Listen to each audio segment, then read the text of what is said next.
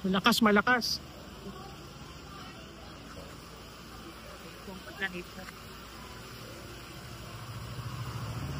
Naramdaman yung malakas, sir? Oh, malakas. Oo. Mga pa, oh. Wala pa, oh.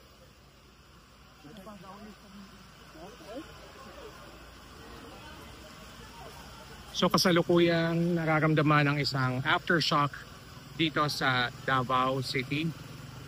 Actually kumakain lang tayo sa Marinderia. Nang maramdaman natin para tayong nahilo. Tapos nakita natin na para nagsasayawan na yung mga ilaw dito. So this is just a few minutes after natin mag-report for TV Patrol. So merong mga kumakain napatayo sa kanilang mga Blatter na sir. no, reporter po. Sa ABS po. Bantay na sir. Yeah. Okay naman. Okay na po, balik na kayo sa kain. Ayan, so natapos na.